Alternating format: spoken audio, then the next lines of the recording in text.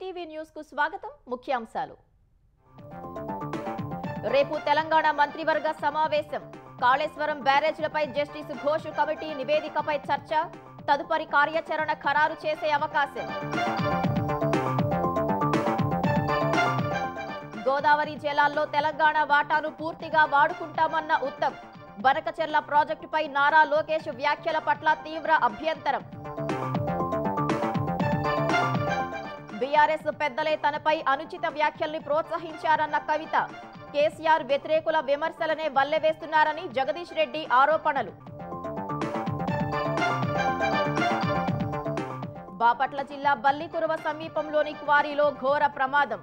Granite రాయిపడి 6 దుర్మరణం, మరికొందరికి గాయాలు.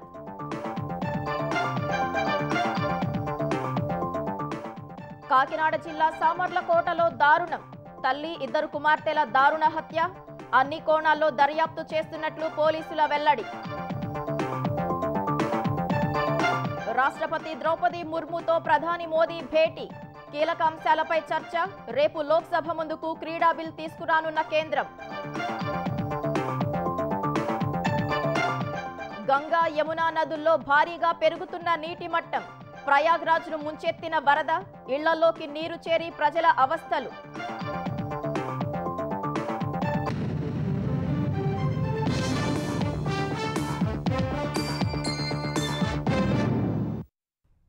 కాళేశ్వరం కమిషన్ నివేదికపై చర్చించి తదుపరి కార్యాచరణ ఖరారు చేసేందుకు రేపు తెలంగాణ మంత్రివర్గం సమావేశం కానుంది. జస్టిస్ పీసీ ఘోష్ కమిషన్ నివేదికను అధ్యయనం చేసేందుకు 3 అధికారులతో ప్రభుత్వం కమిటీని నియమించింది.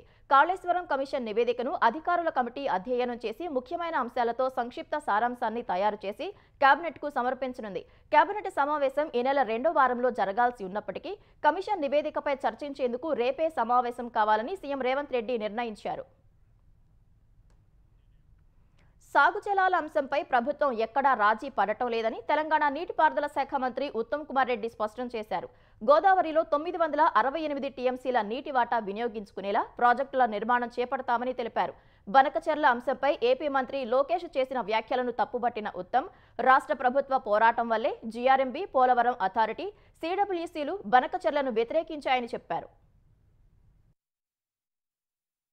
పెద్దపల్లి జిల్లా అంతర్గా మండలం ముర్మూరు వద్ద రామగుండం ఎత్తిపోతల పథకాన్ని మంత్రులు ఉత్తమ్ కుమార్ రెడ్డి, శ్రీధర్ బాబు, తుమ్మల నాగేశ్వరరావు, పొన్నం ప్రభాకర్ ప్రారంభించారు. 75 కోట్ల వ్యయంతో చేపట్టిన రామగుండం ఎత్తిపోతల పథకం ద్వారా 11 గ్రామాల్లో 12,000 ఎకరాలకు సాగునీరు అందుతుందని మంత్రులు తెలిపారు. అనంతరం అంతర్గాంలో నిర్వహించిన సభలో మాట్లాడిన మంత్రి తుమ్మల, ఎన్నికల సమయంలో ప్రజలకు ఇచ్చిన హామీల అమలు కోసం కాంగ్రెస్ ప్రభుత్వం చిత్తశుద్ధితో పనిచేస్తోందని తెలిపారు. గోదావరి జలాలు సముద్రంలో కలుస్తున్నాయని, ప్రతి నీటి చుక్కను ఉత్తర తెలంగాణ వాడుకునేలా ప్రణాళికలు చేయాలని మంత్రి పొన్నం ప్రభాకర్ కోరారు. గోదావరిలో తెలంగాణకు ఉన్న 968 టీఎంసీల వాటా సంపూర్ణంగా వినియోగించుకునేలా ప్రాజెక్టుల నిర్మాణం చేస్తామని నీటిపారుదల శాఖ మంత్రి ఉత్తమ్ కుమార్ రెడ్డి తెలిపారు. ఆంధ్రప్రదేశ్ చెందిన మంత్రివర్యులు లోకేష్ గారు బనకచెర్ల ప్రాజెక్టులో కట్టుకుంటామని చెప్పిండు. బనకచెర్ల ప్రాజెక్టు 1980లో ఇచ్చిన గోదావరి వాటర్ డిస్ప్యూట్స్ ట్రిబ్యునల్ తీర్పుకి వ్యతిరేకము, ఏపీ రీఆర్గనైజేషన్ యాక్ట్ కి వ్యతిరేకము. తెలంగాణ ప్రభుత్వం బనకచెర్ల ప్రాజెక్ట్ ని అన్ని విధాలుగా వ్యతిరేకిస్తుందని చెప్పి ఈ సభాముఖంగా మనం చేస్తున్నాం. ఆయన ఏదో అనడని ఇక్కడ టీఆర్ఎస్ లీడర్లు ఏదో మాట్లాడి ప్రజల్లో తప్పుడు సంకేతాలు ఇచ్చే ప్రయత్నం చేస్తున్నారు. అన్ని వేదికల్లో కేంద్ర ప్రభుత్వం దగ్గర న్యాయపరంగా బనకచెర్ల ప్రాజెక్టు మేము వ్యతిరేకిస్తామని చెప్పి తెలంగాణ రాష్ట్రానికి తెలియజేస్తున్నాము. ఎస్ఆర్ఎస్పీ చివరి ఆయకట్టు రైతుల చిరకాల స్వప్నమైన పత్తిపాక రిజర్వాయర్ నిర్మాణం కోసం డీపీఆర్ సిద్ధం చేసేందుకు నిధులు మంజూరు చేయడంపై మంత్రి శ్రీధర్ బాబు హర్షం వ్యక్తం చేశారు. ఈ రిజర్వాయర్తో 2,40,000 ఎకరాల ఆయకట్టు స్థిరీకరణ, 10,000 ఎకరాల నూతన ఆయకట్టుకు నీరు ఇవ్వవచ్చని శ్రీధర్ బాబు వివరించారు. ఈ ప్రాంతానికి మారుమూల ప్రాంతాలు, టైలాండ్ ప్రాంతాలు, ఈ టైలాండ్ ప్రాంతాలకి ఎస్ఆర్ఎస్పీ నీళ్లు రావాలంటే ఇబ్బందికరంగా ఉంది. స్థిరీకరణకు కొత్త ఆయకట్టుకు సంబంధించి పత్తిపాక రిజర్వాయర్ ఖచ్చితంగా చేపట్టాలి. ఉత్తమ్ కుమార్ రెడ్డి గారిని కోరినాం. వెంటనే వారు స్పందించడం జరిగింది. ఈ పత్తిపాక రిజర్వాయర్ చేపట్టి తీర్స్తామని చెప్పి మరి సర్వే కూడా నిన్ననే 1,50,00,000 రూపాయలతో సర్వేకు జీవో ఇవ్వడం జరిగింది. వారికి ప్రత్యేకంగా కృతజ్ఞతలు తెలియజేస్తా ఉన్నా. గత ప్రభుత్వం రేషన్ ద్వారా దొడ్డు బియ్యం సరఫరా చేసేదని, ఆ బియ్యం అక్రమాలకు, రీసైక్లింగ్ కు ఉపయోగపడేదని మంత్రులు విమర్శించారు. ప్రస్తుతం దేశంలో ఎక్కడా లేని విధంగా 85% జనాభాకు సన్నబియ్యం సరఫరా చేస్తున్నామని తెలిపారు. కేటీఆర్ లోకేష్ కలిసి కాంగ్రెస్ ను దెబ్బతీసే ప్రయత్నం చేస్తున్నారని తెలంగాణ ఉప ముఖ్యమంత్రి భట్టి విక్రమార్క ఆరోపించారు. ఖమ్మం జిల్లా ముదిగొండ మండలం కమలాపురంలో గిడ్డంగుల సంస్థ గోదాముల నిర్మాణానికి శంకుస్థాపన చేసిన భట్టి కేటీఆర్ లోకేష్ ను చీకట్లో ఎందుకు కలిశారో చెప్పాలని డిమాండ్ చేశారు. గోదావరి నీరు సముద్రంలోకి వృధాగా వెళ్లేందుకు గత బీఆర్ఎస్ ప్రభుత్వమే కారణమని విమర్శించారు. లొకేషన్ కలిసి వచ్చిన సీఎం గారు చెప్తా ఉన్నాడు, నువ్వు బనకచర్ల కడతా అని చెప్పు, మేము ఆపమని చెప్తాము. అటు ఇటు ఇద్దరు ఉద్రిక్తులు అయితే అటు నువ్వు ఉంటావు ఇటు నేను ఉంటా, మధ్యలో కాంగ్రెస్ కథం అయిపోతుంది, ఏం కాదు ఇది రచ్చగొట్టి కాపాడుకుందాం అన్నట్టు. లోకేష్ గారిని ఎందుకు గెలిచినావు? దీనికోసమే కదా. ఈ లెక్క చెప్పాలంటే ఇంతవరకు సమాధానం చెప్పు. నేను చాలా స్పష్టంగా చెప్తా ఉన్నాం, ఈ రాష్ట్ర ప్రయోజనాలే మాకు అత్యంత అవసరం. 6 గ్యారెంటీలు అమలు చేయాలని కాంగ్రెస్ ప్రభుత్వానికి జూబ్లీహిల్స్ ఉప ఎన్నికల్లో బుద్ధి చెప్పాలని బీఆర్ఎస్ కార్యనిర్వాహక అధ్యక్షుడు కేటీఆర్ అన్నారు. తెలంగాణ భవన్లో జూబ్లీహిల్స్ నియోజకవర్గ కార్యకర్తలతో సమావేశమైన కేటీఆర్ 20 నెలలుగా కాంగ్రెస్ ప్రభుత్వం చేసిన పనులు చూస్తే నమ్మించి మోసం చేసిందనే విషయం అర్థమవుతుందని పేర్కొన్నారు. జూబ్లీహిల్స్ నియోజకవర్గంలో అన్ని వర్గాల ప్రజలను కలిసి పార్టీ అభ్యర్థి గెలుపు కోసం కృషి చేయాలని దిశానిర్దేశం చేశారు. హైదరాబాద్లో 1,00,000 మంది పేదలకు గతంలో కేసీఆర్ ప్రభుత్వం జీవో నెంబర్ 58, 59 కింద పట్టాలు ఇచ్చిందని గుర్తు చేశారు. కానీ రేవంత్ రెడ్డి ప్రభుత్వం హైడ్రా పేరుతో పేదల ఇళ్లు కూల్చివేసిందని తెలిపారు. ఈ విషయాలు ప్రజలకు వివరించి ఓట్లు అభ్యర్థించాలని కేటీఆర్ దిశానిర్దేశం చేశారు. అవతలోళ్ళు ఎన్ని దుష్ప్రచారాలు చేసినా బీజేపీ కాంగ్రెస్ వాడు డోకా లేకుండా మాగంటి గోపీనాథ్ గారి సేవలు మళ్ళొక్కసారి జూబ్లీహిల్స్ గుర్తు చేసుకున్నది. మాగంటికి ఈ గెలుపు ఒక కానుకగా మనందరం కూడా ఆయనకు అశ్రునివాళిగా అందించినాము అనే విధంగా తీర్పునియాలని చెప్పి నేను కోరుతా ఉన్నాను. ఈ ఎలక్షన్ రేపో ఎల్లుండో అన్నట్టు కొట్లాడదాం. ఎలక్షన్ ఇప్పుడే ఉంది, ముంగట్నే ఉంది అని కొట్లాడాలి.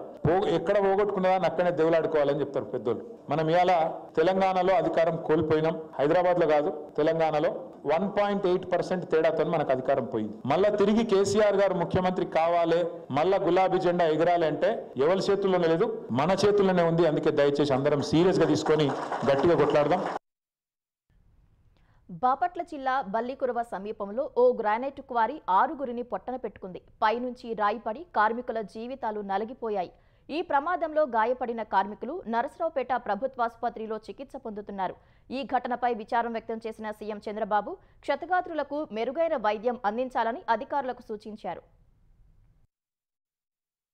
బాపట్ల జిల్లాలో ఘోర ప్రమాదం జరిగింది. బల్లికురవ సమీపంలోని సత్యకృష్ణ గ్రానైట్ క్వారీలో ఒడిశాకు చెందిన కార్మికులు గత 3 నెలలుగా పనిచేస్తున్నారు.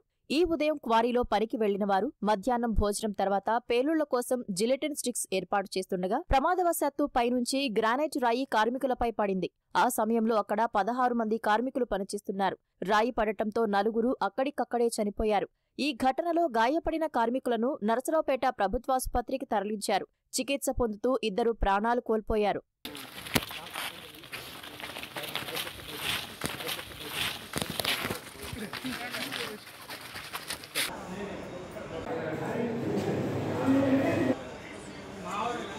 ప్రమాద విషయం తెలిసిన వెంటనే బాపట్ల జిల్లా కలెక్టర్ వెంకటమురళి, ఎస్పీ తుషార్ డూడి సహాయ చర్యలు చేపట్టాలని ఆదేశాలు జారీ చేశారు. బల్లికురవ పోలీస్, రెవెన్యూ అధికారులు ఘటనా స్థలంలో సహాయక చర్యలు చేపట్టారు. క్వారీ ప్రమాద ఘటనపై సీఎం చంద్రబాబు విచారం వ్యక్తం చేశారు. ప్రమాదంలో 6 మరణించడంపై ఆవేదన వ్యక్తం చేసిన సీఎం గాయపడిన వారికి మెరుగైన వైద్యం అందించాలని అధికారులను ఆదేశించారు. బాధిత కుటుంబాలకు ప్రభుత్వ పరంగా సాయం అందించాలని కలెక్టర్కు సూచించారు. క్వారీ ఘటనపై దిగ్భ్రాంతి వ్యక్తం చేసిన నారా లోకేష్, గొట్టిపాటి రవి, కొల్లు రవీంద్ర సహా పలువురు మంత్రులు క్షతగాత్రులు త్వరగా కోలుకోవాలని ఆకాంక్షించారు. కాకినాడ జిల్లా సామర్లకోటలో దారుణం జరిగింది. తల్లి, కుమార్తెలను గుర్తు తెలియని వ్యక్తులు కిరాతకంగా హత్య చేశారు. తలలు బద్దలు కొట్టి ప్రాణాలు తీశారు. సామర్లకోటలోని సీతారామ కాలనీలో ప్రసాద్, మాధురి దంపతులు 2 పిల్లలతో నివాసం ఉంటున్నారు. డ్రైవర్గా పనిచేస్తున్న మాధురి భర్త ప్రసాద్ శనివారం రాత్రి డ్యూటీకి వెళ్లి ఉదయం తిరిగి ఇంటికి వచ్చేసరికి భార్య మాధురి, కుమార్తెలు కుమారి, జెసి విగత జీవులే పడి ఉన్నారు.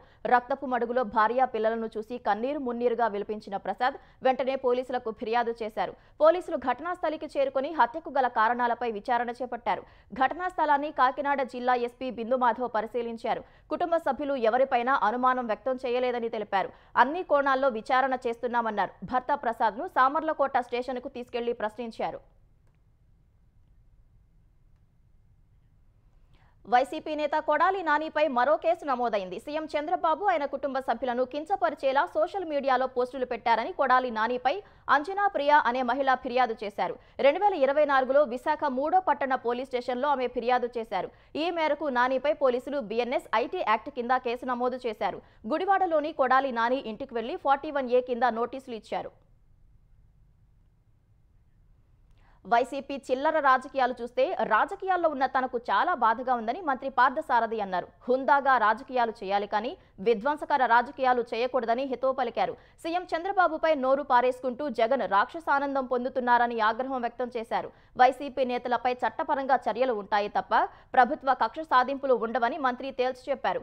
వైసీపీ రాష్ట్రాన్ని అప్పుల ఊబిలోకి నెట్టినా సీఎం చంద్రబాబు సంక్షేమం, అభివృద్ధి చేస్తున్నారని వివరించారు.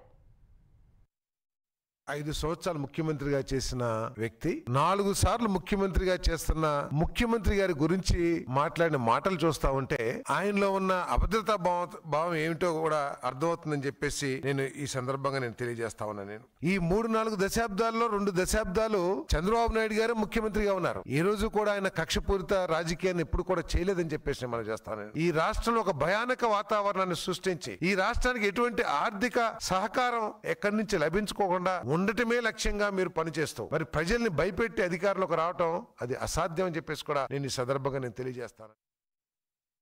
ఏపీలో కూటమి పాలనపై ఇష్టం వచ్చినట్లు బురద చల్లడం చూస్తే మాజీ సీఎం జగన్ సరైన నాయకుడిగా కనిపించడం లేదని వైద్యారోగ్య శాఖ మంత్రి సత్యకుమార్ యాదవ్ అన్నారు. తిరుపతి బీజేపీ కార్యాలయానికి వచ్చిన ఆయన కూటమి ప్రభుత్వం చేస్తున్న అభివృద్ధి సంక్షేమ కార్యక్రమాలను చూసి జగన్ ఓర్వలేకపోతున్నారన్నారు. పోలీస్ వ్యవస్థను అవమానపరిచేలా వ్యాఖ్యలు చేయడం సరైన పద్ధతి కాదని సూచించారు. మద్యం కుంభకోణంలో పాత్రదారులు మాత్రమే దొరికారని, ప్రధాన సూత్రధారి ఒక్కరేనని సత్యకుమార్ ఆరోపించారు. 2.5 లక్షల కోట్ల పెట్టుబడులు ఒక కేంద్ర ప్రభుత్వ సంస్థల నుంచే ఈ రాష్ట్రానికి వచ్చాయి. ప్రైవేటు దగ్గర నుంచి దాదాపు 7 లక్షల కోట్ల పెట్టుబడులు కూడా రాష్ట్రంలోకి వస్తున్నాయి. దీనికి ఏం సమాధానం చెప్తారు? ఇది నచ్చడం లేదా? పెట్టుబడులు రాష్ట్రానికి రావడం మీకు ఇష్టం లేదా? అందుకేనా మీరు మిగతా సంస్థలకు కూడా ఈ రాష్ట్రంలో అధికారం పోతుంది, జమిలీ ఎన్నికలు వస్తాయి, మేము వచ్చేస్తాం, మళ్ళీ తరిమేస్తామని భయపెట్టు ఈమెయిల్ పంపడం దానికి కారణమా? ఇవన్నీ వేళ్ళన్నీ తమ వైపే చూపిస్తుంటే రేపు తను కూడా జైలుకి వెళ్లాల్సిన అవసరం ఉంది. కాబట్టి ఇవాళ దాని గురించి సానుభూతి పొందే ప్రయత్నం చేస్తున్నారు. ధైర్యం ఉంటే మీరు చెప్తున్న మాటల్లో వాస్తవం ఉందని మీకు అనిపిస్తే కేవలం కేంద్ర ప్రభుత్వం సహకారం మీదే చర్చ పెట్టండి, మాట్లాడదాం. బీఆర్ఎస్లోని పెద్ద నాయకులే తనపై ఓ నేత అనుచిత వ్యాఖ్యలు చేసేలా ప్రోత్సహించారని ఎమ్మెల్సీ కవిత ఆరోపించారు. అందుకే ఇంటి ఆడబిడ్డపై వ్యాఖ్యలు చేస్తే బీఆర్ఎస్ నాయకులు స్పందించలేదని వెల్లడించారు. నల్గొండలో ఒక్కటి మినహా అన్ని సీట్లలో ఓటమికి కారణమైన ఓ నాయకుడు తనపై మాట్లాడుతున్నారని ధ్వజమెత్తారు. బీసీల రిజర్వేషన్ల కోసం రేపటి నుంచి హైదరాబాద్లో 72 గంటల దీక్ష చేసేందుకు ప్రభుత్వాన్ని అనుమతి అడిగితే స్పందించలేదన్నారు. రేపటి ధర్నాకు ప్రభుత్వం అనుమతి ఇవ్వకుంటే ఇంటి దగ్గర నుంచే దీక్ష కొనసాగిస్తానని కవిత స్పష్టం చేశారు. ఆ వ్యాఖ్యల వెనుక బీఆర్ఎస్ పెద్ద నాయకుడి హస్తం ఉన్నది. అందుకనే బీఆర్ఎస్ పార్టీ నాయకులు ఎవరు కూడా రియాక్ట్ కాలేదని చెప్పి నేను బలంగా నమ్ముతా ఉన్నాను. కుట్రలు చేసిన పెద్ద నాయకులు ఏమనుకుంటున్నారంటే 10 మందిని పెట్టి నా దగ్గర జరిగే అంశాల సమాచారం ఎప్పటికప్పుడు తీసుకుంటున్నామని చావు తెలివితేటలు ప్రదర్శిస్తున్నారు. కానీ ఆ బాగా పెద్దగా ఉన్న నాయకుడికి అర్థం కావాల్సింది ఏంటంటే ఇక్కడ ఏం జరుగుతుందో కూడా నాకు సమాచారం వస్తూనే ఉంటది. నల్గొండలో బీఆర్ఎస్ పార్టీ నాశనం చేసిన ఒక లిల్లీపుట్ నాయకుడు ఆమెవరు ఈమెవరు అని మా గురించి మాట్లాడుతూ ఉన్నారంటే మరి ఆయనకు ప్రోత్సాహం ఇస్తున్నది ఎవరో కూడా ప్రజలు ఆలోచించుకోవాలి. కేసీఆర్ను ఇటీవలి కాలంలో చాలాసార్లు కలిశానని, ఒక్కసారి కూడా కవిత గురించి మాట్లాడలేదని మాజీ మంత్రి జగదీష్ రెడ్డి తెలిపారు.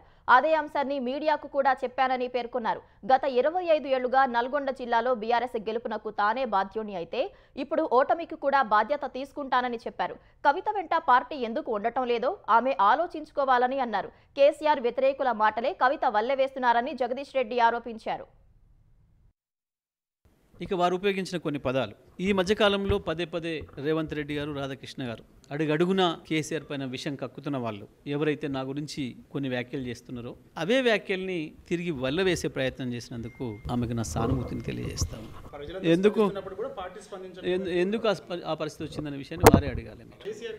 దానికి ఎందుకంటే దానికి మేము బాధ్యులం కాదు. చదువుల కోసం అమెరికా వెళ్లాల్సిన అవసరం లేదని, దేశ అభివృద్ధి కోసం యువత ఇక్కడే ఉండి చదువుతో పాటు ఉద్యోగాలు చేయాలని కేంద్ర మంత్రి కిషన్ రెడ్డి తెలిపారు. ఈ నెల 7న జరగనున్న 11వ జాతీయ చేనేత దినోత్సవాన్ని పురస్కరించుకుని హైదరాబాద్లో ఏర్పాటు చేసిన కార్యక్రమంలో కేంద్ర మంత్రి పాల్గొన్నారు. ఏటా దేశం నుంచి 3 లక్షల కోట్ల విలువైన చేనేత వస్తువులు ఎగుమతి అవుతున్నాయన్న మంత్రి 2030 కల్లా 10 లక్షల కోట్లకు పైగా పెంచడమే లక్ష్యంగా పనిచేయాలని సూచించారు. వరంగల్లో రాబోయే మెగా టెక్స్టైల్ పార్క్ ద్వారా కోట్ల పెట్టుబడులు వస్తాయని, 2 లక్షల మందికి పైగా ఉపాధి దొరుకుతుందని ఆయన తెలిపారు. ప్రతి ఒక్కరూ దేశీయ ఉత్పత్తులను ఆదరించాలని, ప్రపంచవ్యాప్తంగా వాటిని ప్రమోట్ చేయాల్సిన అవసరం ఉందని తెలిపారు. మన తెలంగాణకు సంబంధించినటువంటి, మన దేశానికి సంబంధించినటువంటి పట్టు చీరలు కావచ్చు, చేనేత వస్తువులు కావచ్చు, ఆయా దేశాల్లో డిస్ప్లే చేస్తున్నప్పుడు నిజంగా మనకెంతో గర్వకారమని సందర్భంగా మనం చేస్తా ఉన్నాం. చేనేత రంగంలో సుమారు 5 కోట్ల మంది ప్రజలు జీవనం కొనసాగిస్తున్న విషయాన్ని మనం ఈ సందర్భంగా గుర్తుపెట్టుకోవాలి. అందుకే నరేంద్ర మోడీ గారు చేనేత రంగానికి 5F స్ట్రాటజీని ప్రోత్సహించిన విషయాన్ని మనం చేస్తా ఉన్నాం. ఈ 5Fలతో కూడినటువంటి స్ట్రాటజీ మన దేశం అందరం కూడా అంగీకరించి ముందుకెళ్లినట్లయితే ఈ యొక్క హ్యాండ్లూమ్ సెక్టార్ ను మనం పరిరక్షించుకోవచ్చు, పెద్ద ఎత్తున ఉపాధి అవకాశాలు పెంచవచ్చు అనేటువంటి విషయాన్ని ప్రధానమంత్రి గారు చెప్పారు.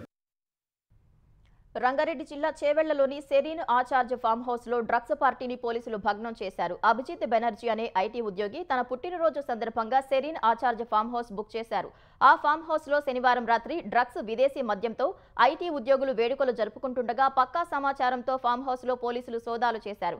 ఈ సోదాల్లో 2 లక్షల రూపాయలు విలువైన డ్రగ్స్, విదేశీ మద్యం, 3 కార్లు స్వాధీనం చేసుకున్నారు. ఆ పార్టీలో పాల్గొన్న ఐటీ ఉద్యోగులకు డ్రగ్స్ టెస్ట్ నిర్వహించగా 6గురికి పాజిటివ్ గా తేలింది. వారిని అరెస్టు చేశారు. సెరీన్ ఆచార్జ్ ఫామ్ హౌస్ నిర్వాహకుడిపైన పోలీసులు కేసు నమోదు చేశారు. సృష్టి ఫర్టిలిటీ సెంటర్ కేసులో కృష్ణ అనే మరో ఏజెంట్ను హైదరాబాద్ గోపాలపురం పోలీసులు అరెస్టు చేశారు. నిన్న ఏజెంట్లు హర్షారాయ్, సంజయ్, రిసెప్షనిస్ట్ నందినిని అరెస్టు చేయగా ఇప్పటి వరకు సృష్టి కేసులో 12 మంది అరెస్ట్ అయ్యారు. విశాఖ ఏజెన్సీ, విజయవాడ, హైదరాబాద్లో పిల్లలను విక్రయించే వారి కోసం ఏజెంట్లు హర్షారాయ్, కృష్ణ, సంజయ్ గాలించేవారని తెలుస్తోంది. ఎక్కువ మంది పిల్లలు ఉన్న పేద కుటుంబాలే లక్ష్యంగా చిన్నారులను సేకరించి రిసెప్షనిస్ట్ నందినికి అప్పగించేవారని సమాచారం. ప్రస్తుతం కస్టడీలో ఉన్న డాక్టర్ నమ్రతను విశాఖ కేంద్రానికి మేనేజర్గా ఉన్న కళ్యాణిని కలిపి పోలీసులు విచారిస్తున్నారు. సైబర్ నేరాల కట్టడికి తెలంగాణలో ప్రత్యేకంగా ఏర్పాటైన సైబర్ సెక్యూరిటీ బ్యూరో సత్ఫలితాలు ఇస్తోంది. రాష్ట్రంలో బ్యూరో పరిధిలోని 7 పోలీస్ స్టేషన్లలో ఈ ఏడాది ఇప్పటి వరకు 27 మంది మహిళలు సహా 228 సైబర్ నేరగాళ్లను పోలీసులు అరెస్టు చేశారు. తెలంగాణ, ఆంధ్రప్రదేశ్తో పాటు 9 రాష్ట్రాల్లో ప్రత్యేక ఆపరేషన్లు నిర్వహించి నిందితులను పట్టుకున్నారు. అరెస్టైన వారిపై తెలంగాణలో 189, దేశవ్యాప్తంగా 1313 కేసులు నమోదయ్యాయని పోలీసులు తెలిపారు.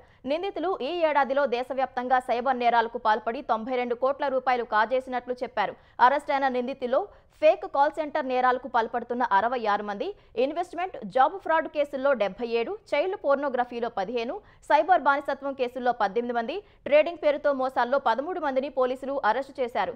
నిందితుల్లో 18 నుంచి 30 ఏళ్ల మధ్య వయస్కులు 149 మంది ఉన్నట్లు పోలీసులు తెలిపారు. ఈ ఏడాది సైబర్ సెక్యూరిటీ బ్యూరో నిర్వహించిన ప్రత్యేక ఆపరేషన్ల ఫలితంగా తెలంగాణలో సైబర్ నేరాలు 13% తగ్గాయని వెల్లడించారు.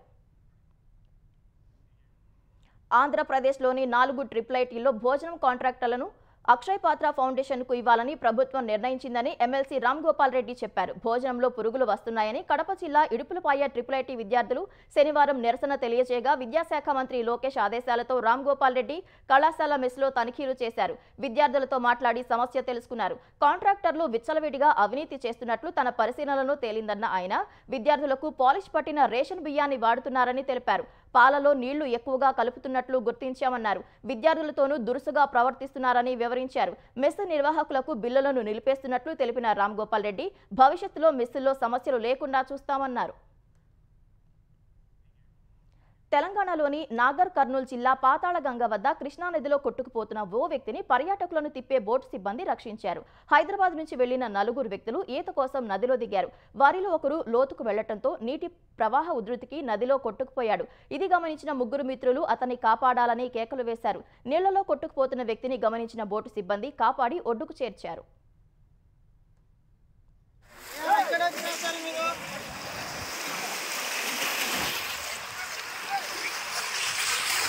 పట్టుకో పట్టుకో పట్టుకో పట్టుకో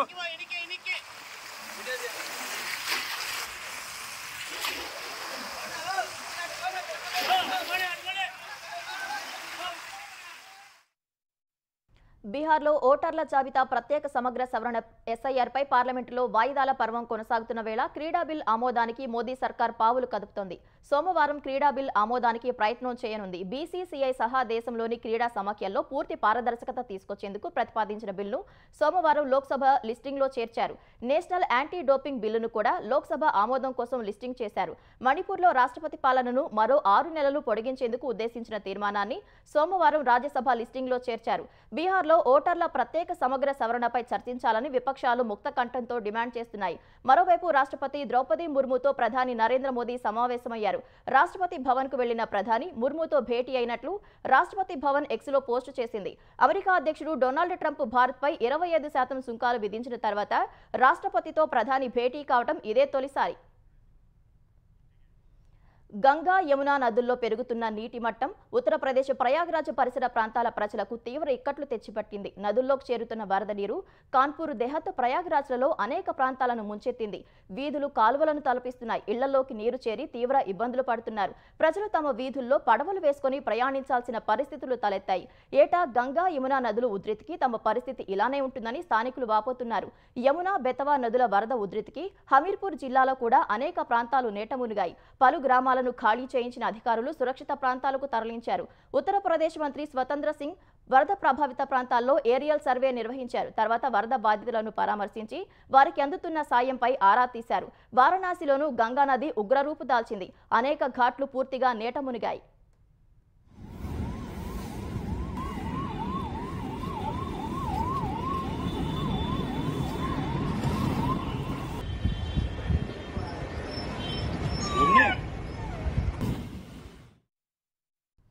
ఉత్తరప్రదేశ్లోని గోండా జిల్లాలో కారు కాలువలో పడి 11 మంది మృతి చెందారు. మరో 4 తీవ్రంగా గాయపడ్డారు. ఖరగ్పూర్లోని పృథ్వీనాథ్ ఆలయానికి పుణ్యజలాలు సమర్పించడానికి సీహాగావ్ గ్రామం నుంచి 15 మంది కారులో బయలుదేరారు. వారు ప్రయాణిస్తున్న కారు గోండా జిల్లాలోని బెల్వా బహుతా ప్రాంతానికి వచ్చేసరికి అదుపు తప్పి పక్కనే ఉన్న సరయూ కాలువలోకి దూసుకెళ్లింది. ఆ సమయంలో కారులో డ్రైవర్ సహా 15 మంది ఉన్నట్లు పోలీసులు వెల్లడించారు. స్థానికులు సహాయ చర్యలు చేపట్టి 11 మృతదేహాలను వెలికితీశారు. మృతుల్లో ఒకే కుటుంబానికి చెందిన 9 మంది ఉన్నట్లు అధికారులు తెలిపారు. ఈ ఘటనలో మరో 4గురిని కాపాడారు. కానీ వారి పరిస్థితి విషమంగా ఉన్నట్లు పోలీసులు తెలిపారు. వారిని చికిత్స నిమిత్తం స్థానిక ఆసుపత్రిలో చేర్చారు. ఈ ఘటనపై విచారం వ్యక్తం చేసిన యూపీ ముఖ్యమంత్రి యోగి ఆదిత్యనాథ్ మృతుల కుటుంబాలకు 5 లక్షల చొప్పున సాయం ప్రకటించారు. ఒడిశాలోని పూరీ జిల్లాలో భార్గవి నది ఒడ్డున గుర్తు తెలియని వ్యక్తులు నిప్పు పెట్టిన 15 ఏళ్ల బాలిక చికిత్స పొందుతూ ఢిల్లీ ఎయిమ్స్లో గత రాత్రి కన్నుమూసింది. జూలై 19న బాలికను అపహరించి నిప్పు పెట్టినట్లు ఆరోపణలు వచ్చాయి. స్నేహితురాలిని కలిసి ఇంటికి వెళ్తుండగా ఈ ఘటన జరిగింది. 3 వ్యక్తులు ఆమెను అపహరించి మండే పదార్థం పోసి నిప్పు పెట్టారని ఆమె తల్లి పోలీసులకు ఫిర్యాదు చేశారు. 70% పైగా కాలిన గాయాలైన బాలికను జూలై 19న పిపిలి కమ్యూనిటీ హెల్త్ సెంటర్కు తరలించారు. అదే రోజు సాయంత్రం భువనేశ్వర్ ఎయిమ్స్కు, మరుసటి రోజు ఢిల్లీ ఎయిమ్స్కు ప్రత్యేక విమానంలో తరలించారు. అక్కడ ఆమెకు 2 శస్త్రచికిత్సలు జరిగాయి. ఒడిశా పోలీసులు శుక్రవారం మెజిస్ట్రేట్ సమక్షంలో ఆమె వాంగ్మూలం నమోదు చేశారు. ఆమె మృత్యుతో పోరాడి ఓడింది. ఆమె మృతదేహానికి పోస్టుమార్టం చేసి ఒడిశా తరలించారు. 15 రోజుల పాటు దర్యాప్తు చేసిన పోలీసులు బాలికకు నిప్పు పెట్టడంలో ఇతరుల జోక్యం లేదని చెబుతున్నారు. బాలిక మృతిపై ఒడిశా గవర్నర్ కంభంపాటి హరిబాబు విచారం వ్యక్తం చేశారు. ఒడిశా సీఎం, మంత్రులు బాలిక మృతికి సంతాపం తెలిపారు. మాజీ సీఎం నవీన్ పట్నాయక్, బీజేడీ నేతలు బాలిక మృతి బాధాకరమని వ్యాఖ్యానించారు. ఒడిశాలో క్షీణిస్తున్న శాంతి భద్రతలకు బాలిక ఘటనే నిదర్శనమని పేర్కొన్నారు. నవీ ముంబైలోని ఒక డాన్స్ బార్పై మహారాష్ట్ర నవనిర్మాణ్ సేన కార్యకర్తలు దాడికి దిగారు. కర్రలు, రాళ్లతో దాడి చేసి వేరంగం సృష్టించారు. ఛత్రపతి శివాజీ మహారాజ్ నేలపై డాన్స్ బార్లకు చోటు లేదని నినాదాలు చేశారు. ఇందుకు సంబంధించిన వీడియోలు వైరల్ గా మారాయి. నవీ ముంబైలోని పన్వేల్ శివారులో శనివారం రాత్రి ఈ ఘటన జరిగినట్లు పోలీసులు వెల్లడించారు. అక్కడ సీసీటీవీ ఫుటేజ్ సేకరించామని, బాధ్యులపై చర్యలు తీసుకుంటామని చెప్పారు. నైట్ రైడర్స్ బార్పై దాడికి ముందు మహారాష్ట్ర నవనిర్మాణ్ సేన అధ్యక్షుడు రాజ్ ఠాక్రే రెచ్చగొట్టే విధంగా ప్రసంగించారు. పన్వేల్లో కిసాన్ మజ్దూర్ పార్టీ నిర్వహించిన ఓ కార్యక్రమంలో ఆయన పాల్గొన్నారు. రాయ్గఢ్ జిల్లాలోనే ఎక్కువగా డాన్స్ బార్లు ఉన్నాయని ఆరోపించారు. రాయ్గఢ్ కేంద్రంగా ఛత్రపతి శివాజీ మహారాజ్ పాలన సాగించారని, అలాంటి చోట డాన్స్ బార్లు ఉండకూడదని వ్యాఖ్యానించారు. డాన్స్ బార్లను ఏర్పాటు చేసి మరాఠీలను వాటికి అలవాటు పడేలా చేస్తున్నారని దుయ్యబట్టారు. రాజ్ ఠాక్రే ప్రసంగం పూర్తయిన కొన్ని గంటలకే ఆయన పార్టీకి చెందిన కార్యకర్తలు పన్వేల్లోని డాన్స్ బార్పై దాడి చేశారు. దేశ ఐటీ రంగంలో కొత్త నియామకాలు గణనీయంగా తగ్గాయని క్వెస్ సంస్థ వెల్లడించింది. గత 6-7 త్రైమాసికాల నుంచి ఐటీ రంగంలో ఉద్యోగ నియామకాలు దాదాపు శూన్యమని క్వెస్ సంస్థ సీఈఓ గురుప్రసాద్ శ్రీనివాసన్ తెలిపారు. వచ్చే త్రైమాసికంలోనూ డిమాండ్ పెరిగేలా కనిపించడం లేదని పేర్కొన్నారు. ఐటీ నియామకాల్లో మందగమనం ఉన్నప్పటికీ AI, cloud computing, cyber security విభాగాల్లో డిమాండ్ బలంగా ఉందన్నారు. ఈ త్రైమాసికంలో ఎక్కువ నియామకాలు తయారీ రంగం నుంచి జరిగాయని తెలిపారు. ఆ తర్వాత బ్యాంకింగ్, ఫైనాన్షియల్ రంగాల్లో జరిగినట్లు చెప్పారు. రిటైల్, టెలికాం రంగాల్లో ఉద్యోగ నియామకాలు స్వల్పంగా తగ్గాయని శ్రీనివాసన్ వెల్లడించారు. అటు అమెరికాలోనూ భారీగా ఉద్యోగాల కోతలు కొనసాగుతున్నాయి. ఏఐ కారణంగా ఒక్క జూలై నెలలో దాదాపు 10,000 మంది ఉద్యోగాలు కోల్పోయినట్లు ఛాలెంజర్, గ్రే అండ్ క్రిస్మస్ సంస్థ నివేదించింది. యుఎస్లో ఈ ఏడాది జూలై వరకు ప్రైవేట్ రంగంలో దాదాపు 8 లక్షల కంటే ఎక్కువ మంది ఉద్యోగులపై వేటు పడినట్లు వెల్లడించింది.